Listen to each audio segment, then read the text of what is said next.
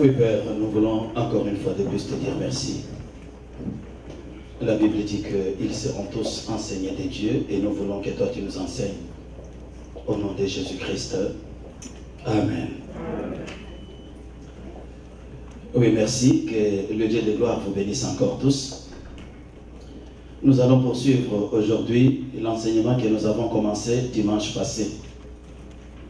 Et cet enseignement porte sur les 10 commandements. Et le texte biblique que nous avons lu, c'est le texte de Deutéronome chapitre 5. Nous avions lu le premier verset, nous avions sauté et nous avions poursuivi du 6e au 21e verset. D'entrée en jeu, je vous ai fait comprendre que nous observons un phénomène bizarre dans nos sociétés contemporaines et surtout dans les grandes métropoles des sociétés occidentales.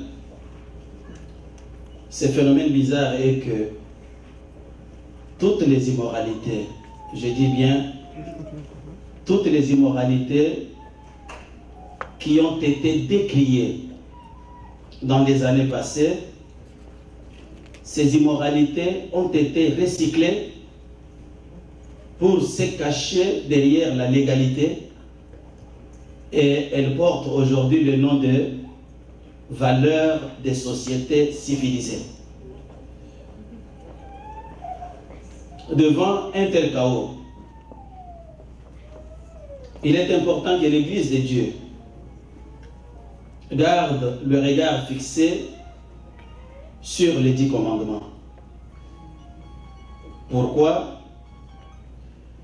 Parce que chaque pays a sa constitution et chaque royaume a son code de conduite. Et pour nous, les enfants du royaume, les 10 commandements sont les 10 articles clés de notre constitution. Et ce sont ces articles qui réglementent notre relation avec Dieu et notre relation avec notre prochain. Voilà pourquoi je vous ai encouragé dimanche passé, premièrement, à vous engager à observer dans toute votre vie les 10 commandements de Dieu, c'est-à-dire notre constitution. Et deuxièmement, à développer l'habitude de les accueillir toujours avec crainte et tremblement. C'est-à-dire, toutes les fois qu'on vous parle des commandements de Dieu, ou toutes les fois que vous les lisez, disposez favorablement votre cœur pour bien les accueillir. Pour la simple raison que ce sont les commandements de Dieu, ce ne sont pas les commandements d'un homme. Ne boudez pas votre frère qui vient vous dire ne volez pas. Ce n'est pas lui qui a institué ces commandements, c'est Dieu qui parle. Et la troisième chose, je vous ai encouragé à prendre soin de garder fermement ces commandements dans votre cœur et d'en faire la promotion. Pourquoi les garder dans votre cœur? C'est comme disait la ville, que je serre ta parole dans mon cœur afin de ne pas pécher contre toi. Devant les difficultés. Nous avons commencé à déblayer dimanche passé la palette de ces 10 commandements. Premier commandement, je suis l'Éternel ton Dieu qui t'ai fait sortir du pays d'Égypte, de la maison des servitudes. Par ce premier commandement, Dieu veut tout simplement te recommander, t'ordonner, t'obliger à reconnaître qu'il est ton créateur.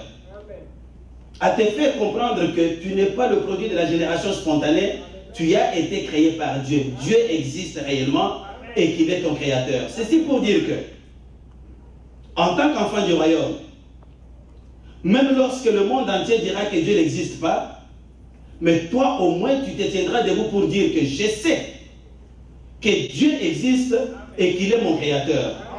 Non seulement qu'il est mon créateur, il est le maître de l'histoire il est le maître de l'histoire de ma vie. C'est-à-dire, il m'a connu, même lorsque je n'étais pas encore né. Et il a un plan et un projet devant moi. Et que ce que je suis aujourd'hui, c'est le fruit de l'action de Dieu dans ma vie. Et ce que je serai encore demain, ça va être l'œuvre de l'Éternel. Et pourquoi Dieu veut que nous puissions connaître cela?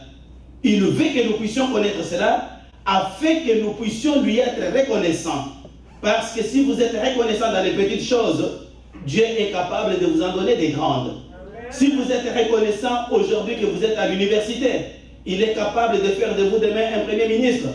Si vous lui êtes reconnaissant aujourd'hui que vous êtes infirmier, demain il va faire de vous un docteur. Donc il faut commencer par lui être reconnaissant en reconnaissant réellement que je suis la créature de Dieu, je ne viens pas de la génération spontanée et que tout ce que je suis aujourd'hui, c'est la manifestation de l'amour de Dieu pour moi. Et en retour, qu'est-ce que je vais faire? Toujours en rapport à ce premier commandement, en retour, je dois aussi l'aimer.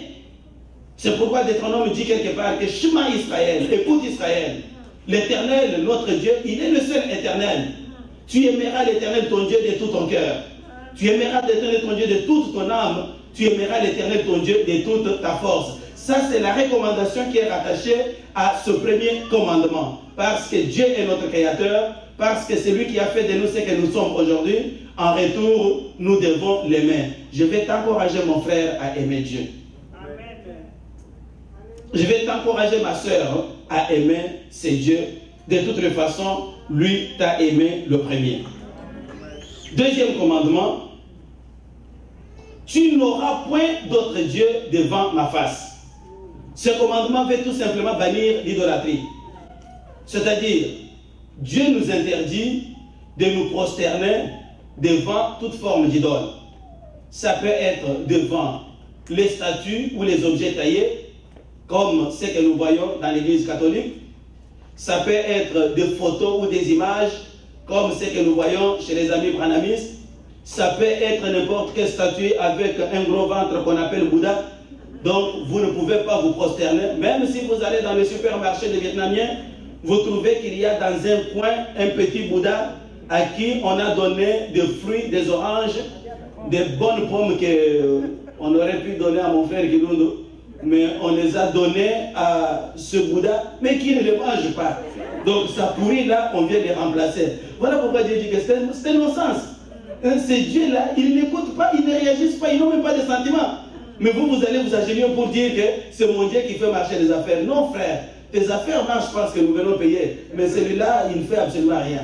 Donc ne fléchissez pas genoux devant une telle idole. Plus que ça, ne fléchissez pas votre genou devant n'importe quelle créature. Ça peut être un ange. Un ange, c'est une créature. Nous n'avons pas le droit d'adorer les anges. Nous n'avons pas le droit d'adorer les hommes, qui qu'ils soient. En 1982, j'étais à Lubumbashi. J'allais commencer mes études supérieures. Je me rappelle qu'un soir, je rentrais chez moi, là où j'habitais, et j'étais accompagné par 3 amis, qui étaient tous kimbanguistes, je le sais. Nous sommes passés par le cimetière où on construisait la mausolée du prophète Simon Kimbangu, là où il était enterré avant qu'on puisse le rapatrier, je ne sais pas, en Kamba ou au Bakongo. Alors, juste au moment où nous arrivions au niveau du cimetière, il y a le petit-fils du prophète Kimbangu qui étudiait à l'université de Lubumbashi, qui est venu aussi voir les travaux. Grande fut ma surprise. Nous sommes en train d'avancer, en train de causer. Dès que ce petit-fils a débarqué de la voiture, tous ceux qui travaillaient dans le chantier, tous ont abandonné tout ce qu'ils faisaient. Ils ont couru devant lui pour s'agenouiller. Et surprise, mes amis qui étaient avec moi étaient portés disparus. Personne n'a eu le temps de me dire quelque chose. Moi, quand je me retourne, je les vois déjà à distance, tous à genoux. C'est ça ce qu'on appelle l'idolâtrie. Vous ne pouvez pas, en âme et conscience, aller fléchir votre genou devant une créature et vous pensez que cette créature a quelque chose à faire pour changer ou transformer votre vie. Mardoché n'a jamais fléchi son genou devant Haman. Frères, sœurs, partout où vous allez, qui qu'il soit, ça peut être un pasteur, ça peut être un prophète, ça peut être un grand docteur. Si déjà vous voyez que lorsque cet homme de Dieu arrive, tout le monde va s'agenouiller devant vous, réveillez votre esprit. Le genou d'un enfant du royaume ne peut fléchir que devant l'Éternel, notre Dieu, lui et lui seul. Troisième commandement, tu ne prendras point le nom de l'Éternel, ton Dieu, en vain. Tu ne prendras point le nom de l'Éternel, ton Dieu, en vain. Le respect d'une personne dépend aussi de la façon dont on traite son nom en son absence. Je vais vous donner un exemple. Je suis avec vous tous les jours, vous m'appelez pasteur Badi, pasteur Badi, pasteur, comment ça va? Et quand vous quittez, vous êtes seul en train de parler de pasteur Badi à la maison, vous dites, mais Badi n'était pas venu ici. Badi n'a pas fait cela. Moi, je ne suis pas là, vous êtes la seule. Voilà comment vous traitez le nom de cet homme en sa présence. Mais voilà comment vous traitez son nom en son absence. Est-ce que cela est une marque de respect? Non. Vous voulez l'appeler Badibang, appelez-le Badibang même en sa présence. Badibang, ça va bien, ce n'est pas un péché. En l'absence, vous l'appelez Badibang, ce n'est pas non plus un péché. Mais si en sa présence, vous dites au révérend, en son absence, vous dites Badibang, non, il y a un problème. De la même manière, la façon dont nous traitons le nom de notre Dieu, même si nous ne le voyons pas, ça doit être avec respect, ça doit être avec révérence. On ne peut pas utiliser le nom de Dieu de façon banale. On ne peut pas même utiliser le nom de Dieu pour mentir ou pour voler. Vous avez volé la chèvre d'autrui. Allah, Kouba, ce n'est pas moi. Non, c'est toi. Alors que tu sais que c'est toi. Tu as volé, frère. Ce que tu fais, c'est quoi? Tu es en train de te servir du nom de Dieu pour escroquer quelqu'un. Quelqu'un qui sort avec une grande toge, une grande croix, il entre dans la parcelle, respecté comme un ministre de Dieu, mais il se met à draguer la fille qui est dans la maison en présence de son père. Mais son père sait que non, c'est un serviteur de Dieu parce qu'il a vu la soutane. Toi, tu es en train de te servir du nom de Dieu pour faire les dégâts. Frère, tu es condamnable. Ce que Dieu veut, c'est quoi? Ce que Dieu veut, c'est que nous puissions traiter son nom avec révérence, avec respect. On ne peut pas l'utiliser comme dans des plaisanteries. Voilà pourquoi chez les Juifs, le nom de Dieu était présenté avec des voyelles et des consonnes seulement pour ne même pas le prononcer. Pour ne pas le prononcer. Ils ne prononcent pas le nom de Dieu. Même chose, frère. Pourquoi? Parce que la façon dont nous traitons le nom de Dieu doit refléter la considération que nous avons envers lui. Donc, c'est ça, c'est que nous enseigne ce troisième commandement. Quatrième commandement. Observe le jour du repos pour le sanctifier. Je n'ai pas le temps de vous parler du sabbat et consorts. J'en parlerai une autre fois. Mais ici, l'idée derrière ce commandement, c'est de nous exhorter, de vous exhorter à ne pas vous rendre esclave du travail, frère. Le jour du repos est recommandé en souvenir de ce que Dieu a fait. Dieu a travaillé 6 jours, lui qui est Dieu, et il s'est reposé le 7e jour. Mais comment se fait-il que nous les hommes, parce que nous aimons l'argent, nous nous rendons esclaves du travail? Nous sommes incapables de nous arrêter pour penser que nous avons un créateur, même pour nous reposer.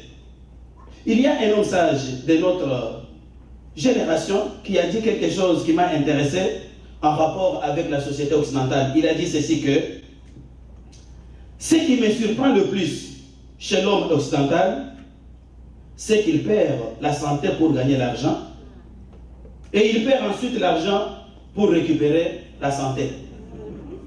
Il perd la santé pour gagner de l'argent. Il est au travail 24 heures sur 24. Il est capable même de tomber et de mourir. Il n'a même pas le temps de manger.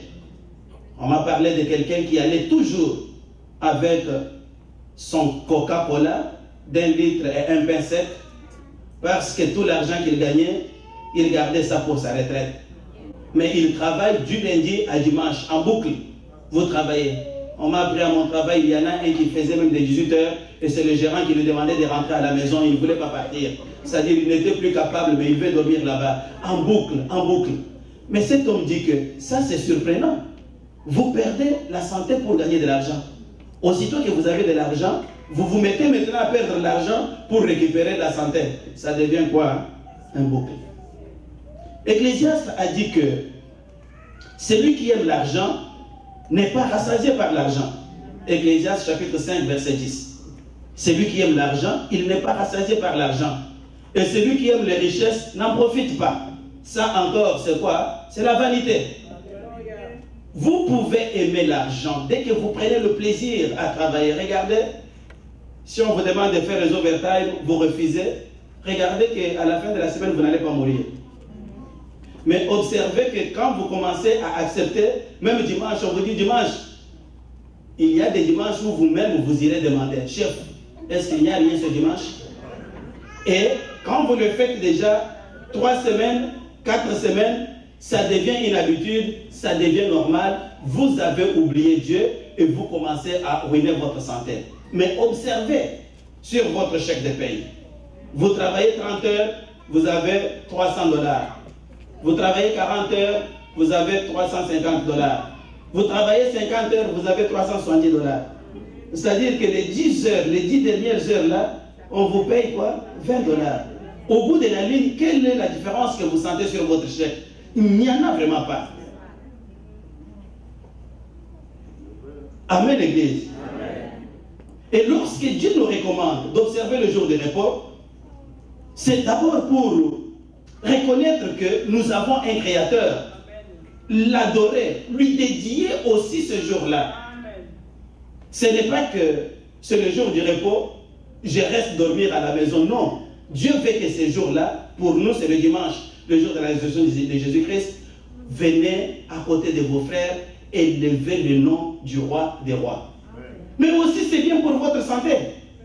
Comme le dit cet homme, il dit, mais vous allez gagner de l'argent, pour le perdre dans la santé, ça va être quoi? Ça va être une peine perdue. Et il continue dans sa réflexion, il dit que, à force de penser au futur, l'homme occidental ne vit pas au présent. Et donc, il ne vit ni le présent, ni le futur. C'est-à-dire quoi? J'ai beaucoup de factures. Hydro-Québec va venir me couper. Ça, c'est dans le futur. Vous ne vivez qu'au futur. Mais il faut que j'achète une belle voiture. Il faut que ceci, cela. Et pour ça, vous devez toujours aller travailler. Et l'homme dit, mais la vie ne se vit pas dans le futur. La vie se vit dans le présent. Et à force de penser au futur, finalement, frère, est-ce que tu vis? Non. Tu ne vis ni dans le présent, parce que toi tu es orienté vers le futur, ni même dans le futur, parce que dès que le futur devient le présent, toi tu ne vis pas. Et cet homme termine sa réflexion en disant que, au bout de la ligne, il vit comme s'il ne devait pas mourir. Et il meurt comme s'il n'avait pas vécu. Parce que vous projetez toujours demain, demain, demain. Comme cet homme qui a dit, son argent, il va garder pour la retraite. C'est comme s'il ignorait que la mort existe. Qu'est-ce qui vous prouve que vous allez atteindre la retraite? Vous avez gagné beaucoup d'argent, mais mangez aujourd'hui. Réjouissez-vous. C'est le présent là. Demain, ça ne vous appartient pas. Vous gardez. Il n'a ni femme, ni enfant. Mais il dit, ben, quand je vais prendre ma retraite, je vais aller au sud. Mais frère, qu'est-ce qui prouve que tu auras l'âge de retraite encore sur la terre? Finalement, quand tu vas mourir, ben, ce sont les inconnus qui vont prendre cet argent. Et toi, tu as vécu comme si tu n'allais pas mourir. Et tu es mort comme si tu n'avais pas vécu. Et tout cela, c'est encore quoi? Vanité de vanité. Observe le jour des repos, frère. C'est bien pour ta santé, c'est bien aussi pour adorer ton Dieu. Est-ce que quelqu'un peut donner une acclamation pour nous? Ah oui, nous ne devons pas travailler comme des robots. Nous devons penser que nous avons un grand Dieu qui nous a créés, parce que la vie d'un homme ne dépend pas de son argent, peu importe ce qu'il a en compte. Le 5e commandement: honore ton père et ta mère, afin que tes jours se prolongent et que tu sois heureux dans le pays que l'Éternel, ton Dieu, te donne. Honore ton père et ta mère. Honorer son père et sa mère, c'est quoi? Honorer son père et sa mère, c'est les respecter, tout simplement. C'est les aimer. C'est se soumettre à leur autorité. C'est leur obéir. C'est les aider quand ils ont besoin d'aide. Pourquoi? Parce que si tu es venu au monde, c'est parce que Dieu les a utilisés pour que tu viennes au monde. Si ton père n'avait pas existé, toi non plus tu n'auras pas existé, tu n'aurais pas existé. Si ta mère avait décidé de t'avorter, personne n'aurait connu ton nom. Ce que tu es aujourd'hui, que ton papa soit grand, qu'il soit petit, qu'il soit noir, qu'il soit rouge, il est ton papa, il est ta maman. Dieu dit, tu as la responsabilité et même l'obligation d'honorer ton père, de l'aimer, de lui obéir, de le respecter. S'il te demande un service, tu dois le faire avec joie. Pourquoi? Réponse, parce que c'est mon père. Pourquoi? Parce que c'est ma mère, je n'ai pas autre chose à dire. Tu n'as pas le droit de traiter ton père comme ton copain. Surtout dans ce pays où tout le monde... J'en parlais un jour avec un serviteur de Dieu qui me dit, mais pasteur, ça devient bizarre. On connectait ça, c'est que ce commandement avec le troisième commandement de ne pas banaliser le nom de Dieu. Vous voyez un enfant qui est l'ami de ton garçon, il arrive à la maison, il te regarde et dit que Kanda, ça va bien? Même pour lui répondre là, tu sens que le cœur devient lourd. Kanda, hein? Mais ton ami de classe ou qui? Eh bien, si toi tu es son ami et qu'il appelle ton père comme ça, mais tourne, ferme-lui la bouche. Dis-lui que non, je ne te permets pas de faire ça. Mais parfois aujourd'hui, oh mais papa c'est comme ça partout. Non, non, non, non, non. C'est comme ça partout dehors, mais ce n'est pas comme ça ici. Pourquoi? Parce que c'est un parent, il mérite le respect qu'on lui doit, le respect dû à son rang. Amen. Et plus loin, tu ne peux pas permettre que quelqu'un parle mal de ton parent. Oh mais dis, écoutez, tu vas être quel type d'homme, quel type de garçon, quel type de fille? Ou quelqu'un de la rue est en train de mal parler de ton père, mal parler de ta mère, et toi là tu le regardes et tu dis, eh bien, il est libre de parler. Mais non! Mais non! Hein? Mais non!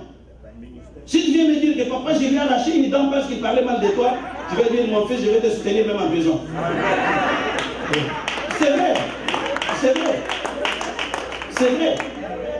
Je vous dis la vérité, parce que c'est ici au Canada, ceux qui vont aller se promener en Afrique, si vous commettez cette erreur,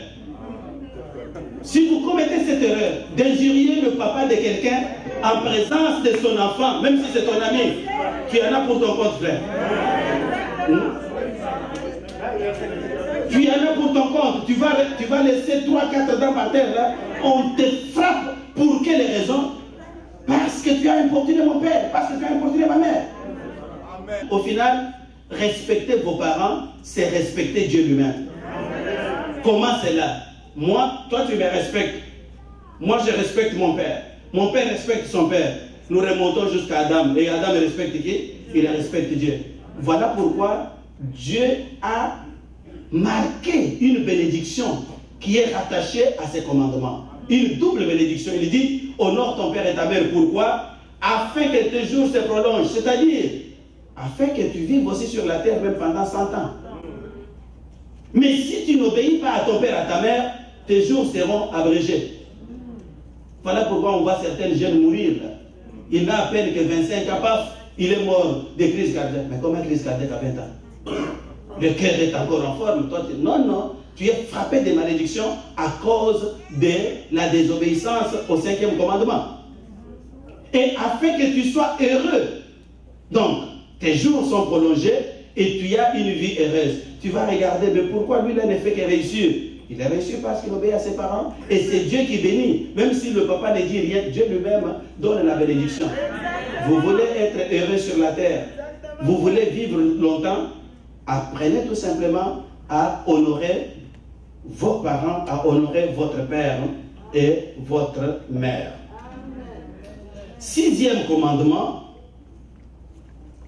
tu ne tueras point. La vie humaine, frères et sœurs bien-aimés, est sacrée. La vie humaine ne se reproduit pas dans un laboratoire. Vous ne savez pas ce que la création d'une âme a coûté à notre Dieu.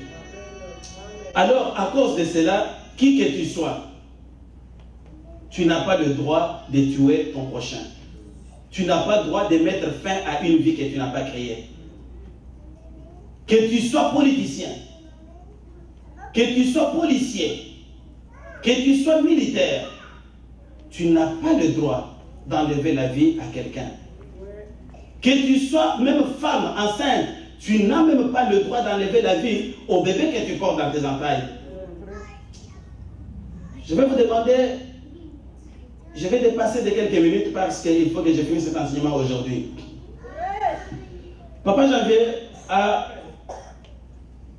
une vidéo, un DVD qu'il a acheté pour le compte de l'église dans les affaires que nous sommes en train de préparer sur les EMI, c'est-à-dire les expériences de mort imminente. Il y a quelque chose, c'était un gars qui était décédé, qui a expérimenté l'au-delà à l'âge de 4 ans et demi et qui a raconté des choses formidables.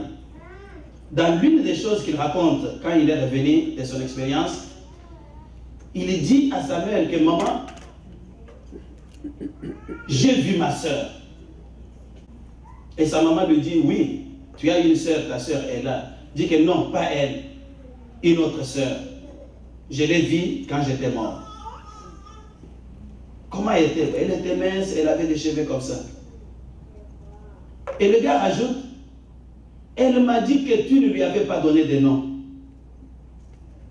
Et sa maman se rappelle que elle avait fait une fausse couche à 2 mois. Une fausse couche à 2 mois. Mais voilà que le garçon va voir sa soeur dans l'au-delà. On aura le temps de visionner le film ensemble. C'est parmi les projets que nous avons ici. Cela m'a fait comprendre, frères et sœurs bien-aimés, que même lorsqu'on va avorter à 2 mois, à 1 mois, à 3 mois, c'est un être humain qu'on a jeté à la poubelle. Et Dieu veut vous dire aujourd'hui que vous n'avez pas le droit de le faire.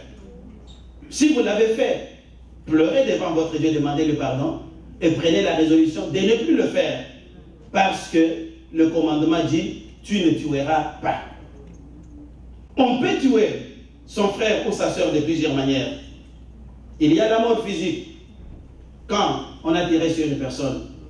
Il y a la mort morale. On peut tuer aussi quelqu'un moralement par le fruit de nos bouches. Vous injuriez, vous critiquez, vous démolissez, vous pouvez avoir devant vous un cadavre. Mais c'est vous le meurtrier. On peut aussi tuer quelqu'un spirituellement en lui amenant une nouvelle de l'enfer. Il y a des prédications de tout genre, même des prédications démoniaques. Lorsque vous croyez à ces prédications démoniaques, oh ben venez, on va vous laver nu avec de l'huile d'olive pour la bénédiction. On est en train de vous sacrifier, frère. Voilà pourquoi il est important que les enfants de Dieu puissent être prudents et souples pour savoir qu'est-ce que j'entends, qu'est-ce que j'apprends. N'acclamez pas derrière n'importe quoi. Vous risquez d'acclamer même pour votre propre mort. Donc, ne tue pas, ne tue pas, ne tue pas. La Bible dit que fais à ton prochain ce que tu aimerais qu'il fasse de toi. Est-ce que toi tu seras content si on te tue aujourd'hui? Est-ce que toi tu seras content si on tue ton enfant? Est-ce que toi tu seras content si on va te dépiécer dans toute la ville de Montréal? Tu passes ici, on entend ton nom, on entend ton... Est-ce que tu seras content? Réponse, tu ne seras jamais content, frère. Et si tu n'es pas content, mets-toi à la place de quelqu'un d'autre. Avant d'ouvrir la bouche pour parler de lui, dis-toi, si on parle ainsi de moi, est-ce que je serai content? C'est de cette manière-là que nous allons monter une société paisible, une société en harmonie, une société qui est la société des enfants du royaume. Est-ce que quelqu'un peut dire Amen? Amen. Très important, frères et sœurs bien-aimés, très très très important. 7e commandement, tu ne commettras point d'adultère. Écoutez, mes chers amis, le mariage est une alliance sacrée devant Dieu. Paul dit aux Corinthiens dans 1 Corinthiens chapitre 7 que pour éviter la débauche, le mot débauche ramasse tout. Pour éviter la débauche, il faut que chaque homme ait sa femme et que chaque femme ait son homme. Quand tu as décidé de te marier, c'est toi qui as décidé de te marier. Quand tu es allé dans le marché des femmes, c'est toi qui as choisi ta femme. Amen. C'est toi qui as choisi ta femme. Si ta femme a été choisie par ton père, tu l'as acceptée. Tu as dit, papa, j'accepte la femme que tu me proposes. À partir de ce moment, contente-toi de ta femme. Tu l'as à la maison, les yeux partout. Tu es en train de frapper les paupières. Partout, partout, partout, partout. Ça va ramener quoi? Puisque au final, toutes les femmes sont pareilles, frère. Il y a les Badouba qui ont un proverbe que j'aime, que si tu vas te marier, choisis bien ta femme pour que tu n'aies pas à passer tout ton temps à regarder les femmes de ton prochain quand elles se lavent. Donc, ces gens vont se laver en brousse, toi tu es caché derrière l'arbre, tu regardes, ah, celle-là, si elle était ma femme, celle-là. Non, frère, quand tu as pris le temps de te marier, choisis bien ta femme, frère. Choisis bien, comme disait Virginie autrefois, que c'est ma pointure. C'est-à-dire, si tu portes le soulier qui n'est pas de ta pointure, ça va sortir quand tu marches. Choisis bien ta pointure. Et dès que tu as choisi de ta pointure, dis que c'est fini, contente-toi d'elle. Dieu bannit l'adultère, frère. L'adultère, c'est un péché. Qui que tu sois, l'adultère, c'est un péché. Tu es là en train de regarder, bon, parce que j'ai beaucoup d'argent, il faut que j'ai 50 femmes. Tu vas aller en enfer. Oh, mais parce que je suis ministre de Dieu, toutes les filles, bonjour pasteur, bonjour pasteur. Non, non, non, non, non, ce n'est pas un feu vert pour dire que bonjour pasteur, viens ici avec moi. Tu vas aller en enfer même si tu es pasteur. L'adultère, frère, c'est banni dans le cercle des enfants de Dieu. Tu as des problèmes avec la femme, Dieu est là, Dieu va aider. Les problèmes ne sont pas difficiles à résoudre. Les problèmes ont toujours une réponse parce que Dieu est vivant. Mais garde ta femme à la maison et ne compare pas ta femme avec d'autres femmes. Comparaison n'est pas raison. Ah, celle-là, elle est claire. Non. Frère. Frère.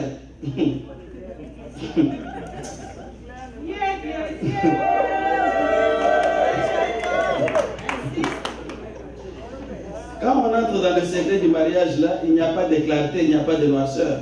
Il n'y a que Dieu qui opère. Je pense que quelqu'un a bien compris ce que j'ai dit. Alors, ce que je veux vous dire, c'est qu'il faut être fidèle à votre femme. C'est ça, c'est que la Bible recommande.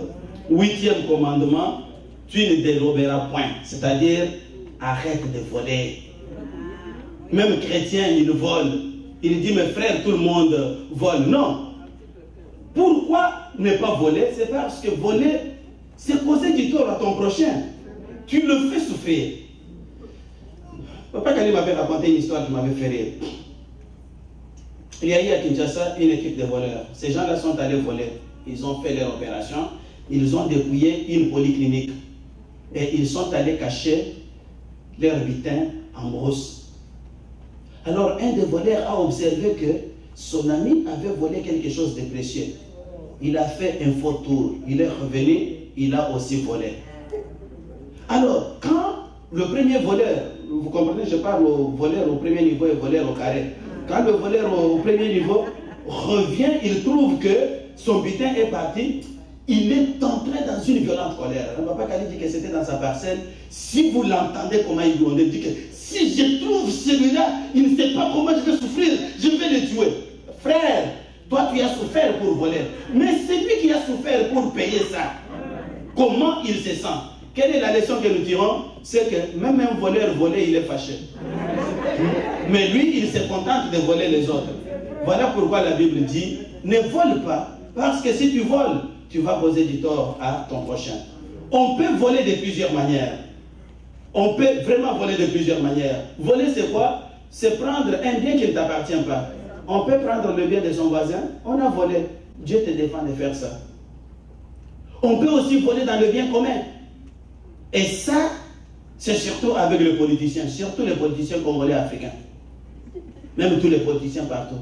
Et les gens s'imaginent que le bien commun, ça devient votre propriété. Non, frère, ce n'est pas votre propriété. C'est le bien de toute la communauté ensemble. Nous sommes ici à l'église. Ce vitrine appartient à l'arche de Dieu. Il n'y a personne qui a le pouvoir de venir en privé pour le prendre. De toutes les façons, ça n'appartient à personne. Non, tu es voleur, frère. Tu es vraiment voleur. Si on t'a placé à la tête du pays, ce n'est pas pour que tous les cuivres deviennent ton cuivre à toi. Ce n'est pas pour que l'argent qui est à la banque du pays devienne ton argent. Ce n'est pas ton argent. Et quand tu le prends, tu es en train de voler. On ne peut pas appeler ça autrement.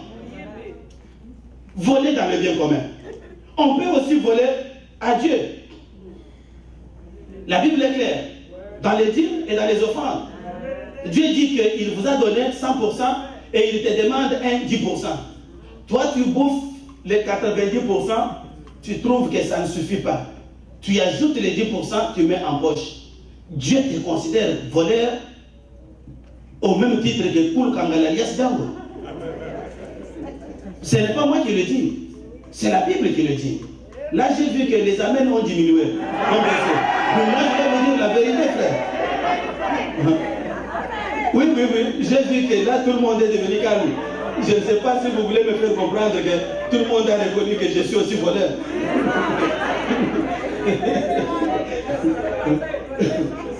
Si tu es aussi voleur, répands-toi et dis à Dieu, je cesse d'être voleur. C'est ce que la parole déclare, frère. En quoi vous m'avez volé, vous m'avez trompé dans les dîmes et dans les offrandes. On est voleur, il faut le dire. Il faut le dire, qu'advienne que pourra, parce qu'on puise dans ce qui ne vous appartient pas. On peut aussi voler d'une autre manière qui me fait rire. C'est par le fraude dans les affaires. Un jour, je vais à Kinshasa. Ma belle-sœur avait envoyé de l'argent, j'allais changer $100. Je vais, le gars me ramasse au super limbe. Il me dit, donne l'argent, je lui donne $100. Il fait un petit tour. Il me dit, non, non, je n'ai pas d'échange, prends ton argent. Il m'a foutu un faux billet. Mon cher, je retourne à la maison, j'ai avec moi, je me dis, ça c'est quoi? C'est comme du papier, parti. J'ai eu très mal au cœur parce que ce type-là m'avait volé l'argent. La Bible dit qu'il ne faut pas même truquer les mesures quand vous vendez. Vous avez un sacombi d'unité de mesure du riz, il y a des sacombi pour ceux qui ne parlent pas le lingala, ce sont des unités de mesure de vol. Placez-les à côté de l'autre. Le premier est ouvert, le deuxième est renversé. Dis, papa, la mesure du riz, c'est bien. Ok, donne-moi 2 mesures. Pour prendre le riz, on va prendre celui qui était renversé alors qu'il est coupé, la moitié. Fausse balance, c'est voler. Tu es en train de voler. Il y a une autre façon de voler, c'est en ramassant. Mon frère, il est en train de marcher sur la rue, il a fait échapper ses $50. Mais tu as vu que c'est Yves qui a fait échapper. Tu ramasses, tu dis, oh, ramasser, c'est pas voler. Non, ramasser, c'est voler, frère. Hein? Ramasser, c'est voler. Tu vois, le propriétaire est là, appelle-le. Ou demande, mais à qui appartient cet argent? Quand tu dis ramasser, c'est pas voler, tu changes de direction. Tu es voleur au même titre que celui qui vole le bien commun. Est-ce qu'on peut donner encore une main d'information? 9e commandement, et nous tendons vers la fin, c'est que tu ne porteras pas de faux témoignages contre ton prochain. C'est très important, frères et sœurs bien-aimés, que ce que nous disons peut rendre un ami, un frère malheureux. Ce que nous disons peut démolir la vie d'une personne. Avant de parler de quelqu'un, même si c'est quelque chose que quelqu'un d'autre vous a raconté, soyez au moins sûr que ce que vous dites là est vérifié. Puisque le faux témoin, c'est qui? Le faux témoin, c'est celui qui dit quelque chose qu'il n'a pas vu lui-même et qu'il n'a pas entendu. Parfois, nous servons des stations relais des mensonges. Telle personne a un problème contre son frère, il invente l'histoire ou il amplifie ce qui a été fait. Oh, mais papa Pascal lui a donné $50. Oh, papa Pascal doit lui avoir donné vraiment plus de $50. L'autre, papa Pascal doit lui avoir donné en tout cas même $1000. Pour faire quoi? Amplifier dans le but de nuire. Nous sommes frères. Nous sommes vraiment frères. Qu'est-ce que je gagne à mal parler de toi? Qu'est-ce que tu gagnes en parlant mal de moi? Et depuis que tu as commencé à mal parler de moi, qu'est-ce que tu as gagné sur le plan spirituel? Qu'est-ce que tu as gagné sur le plan financier? Rien. On ne peut jamais changer la vie de quelqu'un quand tu parles. Puisque la Bible dit que heureux serez-vous lorsqu'on vous injuriera. Heureux serez-vous lorsqu'on vous persécutera. Heureux serez-vous lorsqu'on dira faussement de vous toutes sortes de mal à cause de moi. Réjouissez-vous et soyez dans l'allégresse, car votre récompense sera grande dans le ciel. Pour nous les enfants du royaume, est-ce que quelqu'un peut prendre la décision? Ça m'apporte quoi? Absolument rien. Ma maison devient le parlement pour parler des autres. Qui sait-elle? Il y a des gens qui connaissent la vie de tout le monde ici. Il connaît tout le monde. Et c'est tout ce qu'il fait comme travail chaque jour. Là-bas, il a fait ceci. Tu sais, et au fur et à mesure qu'il développe cette profession, lui-même devient un carrefour des informations. Tous les autres bandits ne l'appellent que lui pour lui donner des informations. Mais tu sais, papy a fait ceci. Mais frère, comment se fait-il que les informations ne tombent que chez toi? Les informations tombent chez toi parce que tu es un terrain fertile pour ça. Et c'est déjà dangereux. La Bible dit, ne porte pas un faux témoignage contre ton frère. C'est-à-dire, ne raconte pas des mensonges sur le dos de ton frère. Parce qu'il est ton frère. Je n'ai pas le temps d'insister, que le Saint-Esprit termine avec cela. Le 10e et dernier commandement, tu ne convoiteras pas. Convoiter, c'est envier quelque chose qui appartient à quelqu'un d'autre pour le posséder. D'après moi, je trouve que la convoitise est à la base de plusieurs péchés. Pourquoi? Quand le capitaliste a convoité les minéraux des pays du tiers-monde, qu'est-ce qu'il a fait? Il est allé les coloniser. Donc c'est à cause de la convoitise que la colonisation est entrée dans les décors de l'humanité. Et quand il colonise, il trouve que ça ne va pas, il va tuer. C'est à cause de la convoitise que le meurtre arrive. Tu as regardé la femme de ton prochain, tu as vu qu'elle porte une belle jupe. Au lieu d'aller acheter une belle jupe à ton épouse, tu as commencé à la convoiter, Et au bout de la ligne, tu l'as piégé et tu es tombé dans le meurtre avec lui. Et même aujourd'hui, il y a une forme de convoitise qui débouche sur le meurtre, mais le meurtre qui débouche sur l'adultère, mais c'est que j'appellerais l'adultère de la génération Facebook. C'est-à-dire au téléphone, les gens sont en train de se corrompre à distance. Au téléphone, une femme quitte son mari sur son lit, il prend le téléphone en direct WhatsApp avec un mec à 1000 km de là et ils sont en train de s'essuyer. C'est l'adultère, frère, tu vas mourir si tu ne te répands pas. Dieu dit que tu ne convoiteras pas la femme de ton prochain. Frère, c'est facile de convoiter, c'est facile d'envier quelqu'un d'autre. Hein? Mais tu ne sais pas ce qu'il vit réellement dans sa vie. Imaginez que vous enviez aujourd'hui Steve Jobs, son âme en paix. Quand il était vivant, vous l'enviez, il a beaucoup de milliards, etc. Et Dieu te dit oui. Mon Christian, tu envies Steve Jobs, oui. Je vais te donner tout ce qu'il a. Oui, Seigneur. Voici les milliards. Voici à peine. Voici aussi son sang avec la leucémie. Je te donne tout. Grand, tu vas prendre ça? Mais pourquoi tu vas refuser? Tu peux envier la femme de ton prochain, mais tu ne sais pas qu'est-ce que son mari endure chez lui à la maison. Hein? Quand vous les voyez en cours de route, main dans la main, vous dites que celle-là c'est une bonne femme. Mais son mari dit, moi je connais le secret. Si tu prends la place de son mari, je pense que le même jour où tu démissionnes, tu dis que non, ça c'est une sorcière. Frère, contente-toi de ce que Dieu t'a donné. La Bible dit, contente-toi de ce que je t'ai donné, je ne t'abandonnerai point, je ne te délaisserai point. Bref, n'envie pas, ne convoite pas. Ne convoite pas. Je termine avec une question que les pharisiens ont posée au Seigneur. Que Seigneur, quel est le plus grand commandement de tous?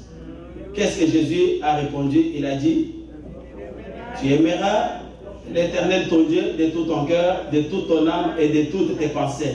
Et immédiatement après, il a ajouté, voici le deuxième, tu aimeras ton prochain comme toi-même.